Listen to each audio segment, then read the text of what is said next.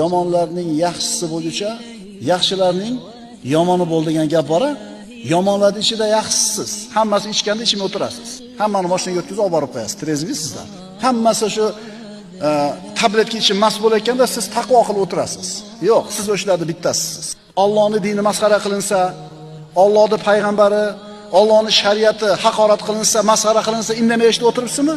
Siz shularni bittasi bo'lasiz. Alloh taolo Qur'onda aytdi: "Va kunu ma'as sodiqin." Rostgo'ylar bilan birga bo'linglar. Mo'min kishida hamiyat bo'lish kerak. Bunaqa jamiyatdan ajralish kerak, bunaqa aloqalarni nima qilish kerak? Uzish kerak. Payg'ambarimiz boshqa hadislarda marhamat qiladilar: "La tusahib illa mu'minan." Faqatgina mo'minni do'st tut. "Va la yakul ta'amaka illa taqi." Ovqatingni, taomingni faqatgina taqvodor yesin. Uyingga chaqiradigan mehmoning taqvodor bo'lsin deganida. Ma'qulmi?